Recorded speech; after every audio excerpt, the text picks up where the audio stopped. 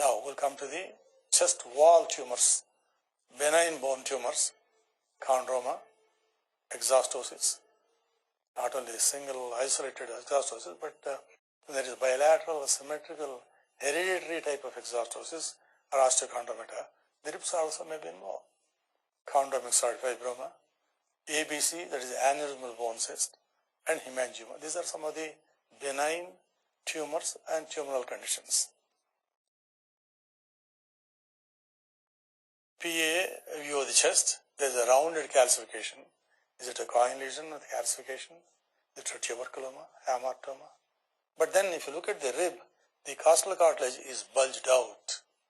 And if you take the CT, you see the bone involved, rib bone involved with multiple calcific densities. This proved to be benign chondroma of the rib. Again, another case, beautifully demonstrating multiple ring-like calcification, indicating that it must be a chondrogenous lesion, chondroid type of lesion. But then it is so circular, even the extrapleural mass is so smooth, indicating that it must be a benign tumor, which is a benign chondroma. Same patient which shows multiple calcific densities on CT. As I told you earlier, on regular conventional films, we may miss the calcification. It may not demonstrate. Whereas CT is highly sensitive for calcification and shows not only the calcification, but the nature and morphology of calcification, ring-like calcifications, arc-like calcifications, indicating chondromatous lesion. Again, another exhastosis here. The patient had multiple exhastosis.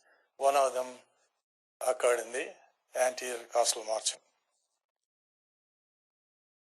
Another case of multiple exhastosis. So look at the small arrow shows one, but there are others also in the scapula as well as in the ribs. Again, another case of multiple exhastosis, this time on the right side. And then exhastosis or a chondroma occurring on the sternum. And a PA view, all you can see is a widening of the superior mediastinum. And the lateral view, lobulated calcific density in the retrosternal area, indicating a chondromatous lesion. And in this case, because of the lobulation, because of the size, chondrosarcoma cannot be excluded, arising from the sternum. Again, one more calcification, ring-like nodular type of calcification. This time it is overlying the scapula. It is an exhastosis of the scapula, osteochondroma of the scapula. Again, I emphasize, just looking at the PA and lateral views of the bone, you cannot tell whether it is a benign chondromatous lesion or undergoing transformation into malignancy, in which case you need other investigations like CT, MRI, etc. Again, if you look at the chest, it is penetrated, and look at the ribs, the left, third, and fourth ribs are partially missing, and instead there is an expansile lesion with bony trabeculations. We thought it is a chondromatous lesion, but ultimately it proved to be a chondromyxoid fibroma. In general, chondromyxoid fibroma, although it has got a chondromatous element, conventional radiology doesn't often show the so-called round and circular arc-like calcifications, such as we see in other chondromatous lesions. Rarely one can demonstrate. One expansile lesion of the rib, left side, sixth rib, expansile, and it is oblong. It is extending from the posterior all the way to the axillary area, ground glass appearance, fibrous dysplasia. Fibrous dysplasia is a common entity, and very commonly it may involve the rib also. Here, in a young girl, 25 years old, she comes with pain in the chest and no external mass. And if you see carefully, PA and lateral views, a rounded mass could be a pleural mass. There are, superiorly there is an obtuse angle, inferiorly there is an acute angle. And then it's well rounded, pleura is not involved, young lady. And if you take a CT, lo and behold, the calcific densities, multiple lucent areas with fluid levels, indicating it must be an aneurysm bone cyst. Frankly, in a PA view of the chest, if you look carefully, one of the ribs on the left middle ribs is eroded, and there is increased distance between two ribs, indicating that there is a mass. It could be neurogenic also, just from the PA view. But these calcifications and fluid levels are quite characteristic of an aneurysmal bone cyst. Occasionally you may see in the giant cell tumor also, but giant cell tumors of the ribs are so rare, primarily it is a ABC or aneurysmal bone cyst. Now tumoral lesions. Actually, some of the pathologists think ABC is also a tumoral lesion rather than a tumor.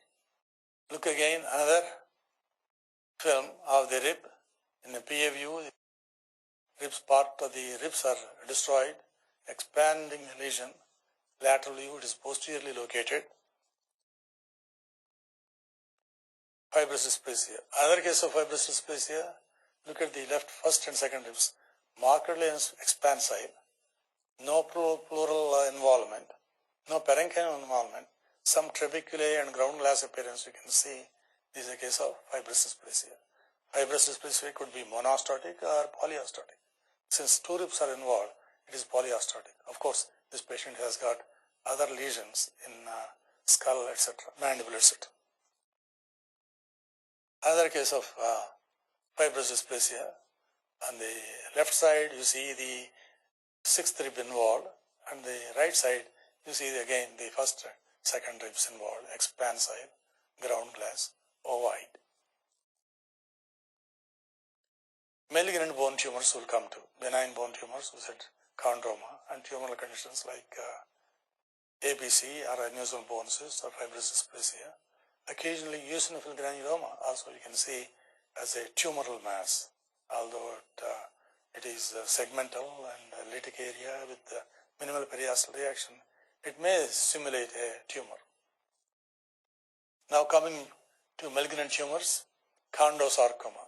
Please see, in a PA view and lateral views of the chest, you may see these calcifications, but well demonstrated on a CT.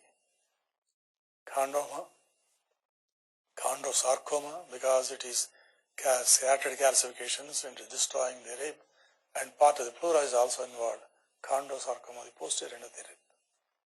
Note the arc-like and nodular calcifications. This case, left second rib, there is a soft tissue mass. You remember earlier, similar soft tissue mass we saw in the right side, and we thought it was tuberculosis of the rib, and CT proved it. Whereas here, this is fibrosarcoma. How can you differentiate between these two? Not until you take a CT and other conditions. In the lateral view,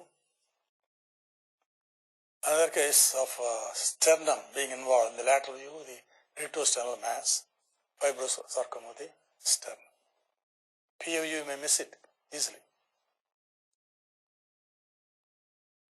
Another lesion, ovoid lesion, looks like a pleural or extrapleural lesion with lenticular shape.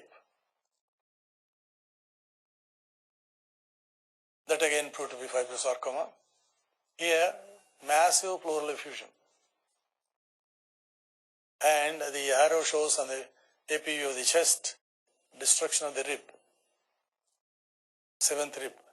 And in the lateral view, huge mass. Externally, there is no mass.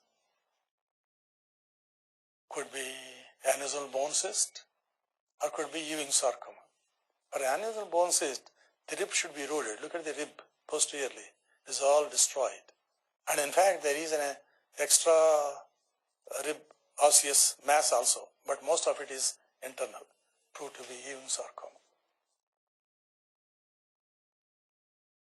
Another Ewing sarcoma on the right side, PA view shows some pleural reaction. You may mistake it for pleural effusion. At a cubitus lateral view, does not show much of pleural effusion. And several investigations were done, a CT, isotope scan, etc. This proved to be Ewing sarcoma of the rib. Peculiarly enough, Ewing sarcoma of the ribs more often, say 85% of the time, they grow inside rather than the outside. they don't show big external mass. They show a big internal mass, extrapleural mass internally. This is a 80-year-old male, shows an external mass on the right side, and PAV of the chest showed destruction of the rib with a mass. We couldn't differentiate whether it's a metastasis because of the age. Isolated metastasis can occur expanding the rib.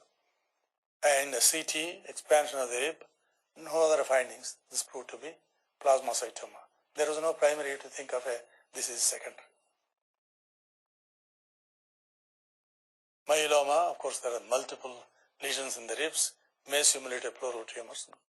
This is a multiple myeloma, whereas earlier it was a single plasmacytoma. And look at the rib, right eighth rib actually, benign looking, multiple loculations, not much of expansion, although there is endosteal scalloping, not much of soft tissue mass.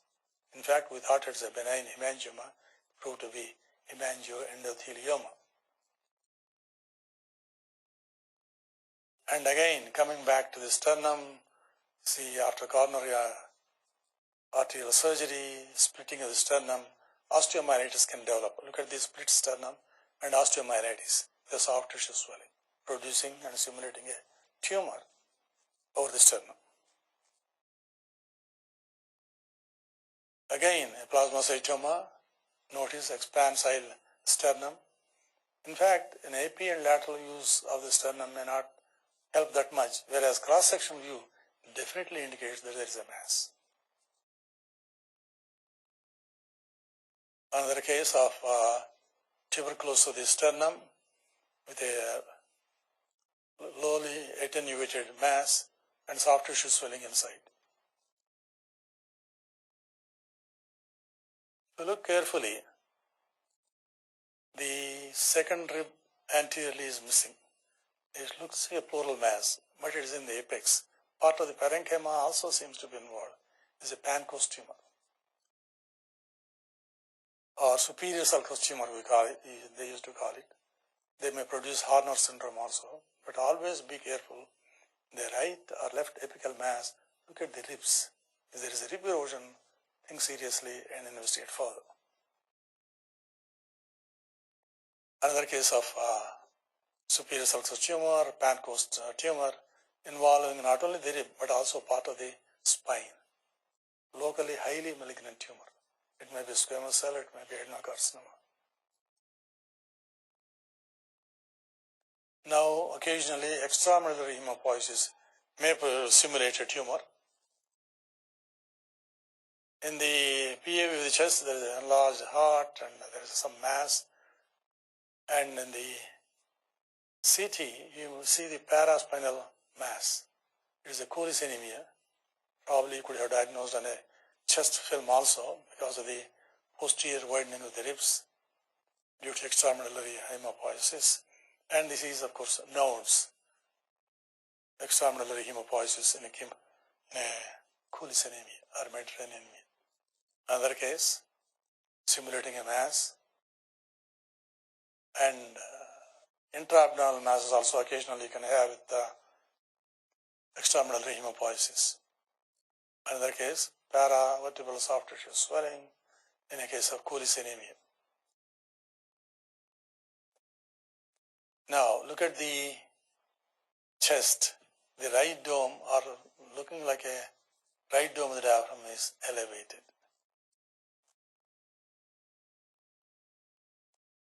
Whereas here, it has reduced in size. The right dome of the diaphragm is normal. Again, there's a big mass in the right side. That means there is a mass in the right hemithorax which is going up and down, or reducing itself. What could it be? It could be a herniation. Fortunately, a penetrative view of the chest and abdomen shows some of the gas shadows going up into the thorax. This simulated a pleural tumor or extrapleural tumor, but this proved to be, again, posteriorly, it is going posteriorly all the way up.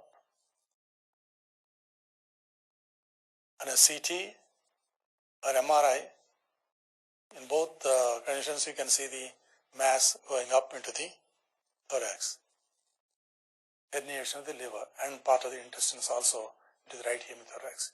It may be traumatic, although there is no history in this particular case. It must be congenital, partial absence of the hemidiaphragm on the right side, and produces herniation of the liver, and with it part of the omentum and intestines also. I should have a MRI of this. I don't think I have included here, but you don't need an MRI. On plain films alone, it is obvious. But if you want to see how much of mesentery, what are the vessels, what is getting strangulated, then CT may help with angiogram. Another case of neurofibroma.